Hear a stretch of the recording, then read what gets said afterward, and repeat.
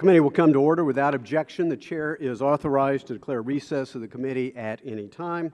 The hearing is for the purpose of receiving the annual report of the Financial Stability Oversight Council, which will be presented by the Honorable Jack Lew, Secretary of Treasury and Chairman of the Financial Stability Oversight Council. I now recognize myself for 5 minutes to give an opening statement. Again this morning, we welcome back Secretary Lew to discuss FSOC, but before we do discuss FSOC, I would be remiss if I did not bring up the continuing scandal at the Internal Revenue Service, an agency that is part of Treasury. Mr. Secretary, 13 months ago, you appeared before us and said, quote, "My highest priority is to restore confidence in the IRS," unquote. I think we know, Mr. Secretary, both of us, that that has not yet occurred. Back then, President Obama said of the IRS scandal, quote, "The misconduct is inexcusable and Americans are right to be angry about it, and I'm angry about it." He said his administration would cooperate with Congress to uncover the truth. That's what he has said. Regrettably, that is not what has happened. In just the last few days, we've learned the administration has known since at least February that years worth of IRS emails of 8 IRS employees at the epicenter of the scandal have simply vanished. How terribly convenient for the administration, but how inconvenient for the American people who expect equal protection under the law. The American people, regrettably, but understandably, are becoming increasingly cynical and fearful of their government. There's a growing resentment of one set of rules for Washington and another set of rules for everyone else.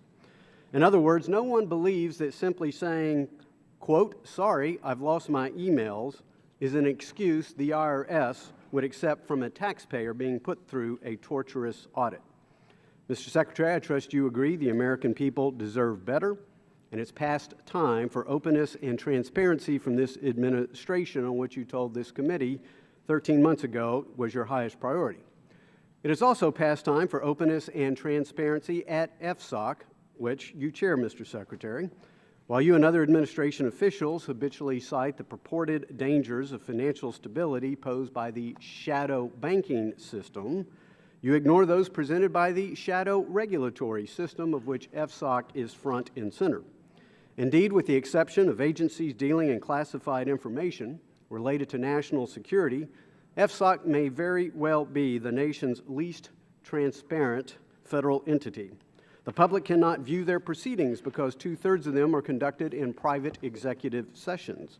And when the minutes are produced, on average, they weigh in at a mere 5 pages long, with half the pages devoted to memorializing attendees' names and resolutions considered.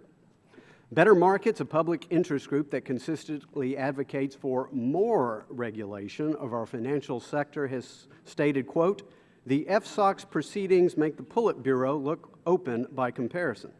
No one in America even knows who they are. At the few open meetings they have, they snap their fingers and it's over, and they are all scripted.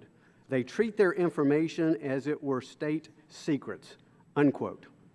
To begin to remedy this sad situation is one of the reasons this committee has ordered H.R. 4337, the FSOC Transparency and Accountability Act, favorably reported to the House. The reason transparency and accountability are so important is because FSOC can designate practically any large financial firm in our nation as a systemically important financial institution, a SIFI, and thus render effective control over it. Thus, it has the ability to render great damage to our economy and set back the dreams of tens of millions of our unemployed and underemployed Americans who are counting on their capital markets to work for them. Recently, Douglas Holtz-Eakin, the former director of the CBO, has estimated that designating asset managers as SIFIs could cost investors as much as 25% of the return on their investments over the long term, or approximately $108,000 per investor. In other words, as it operates in the shadows, FSOC can take away the seed capital necessary to launch a small business or to send a child to college.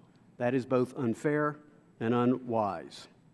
And while FSOC seems dead set on trying to find systemic risk where no one else seems to find it, a review of their latest report indicates it is willfully blind to the largest sources of systemic risk.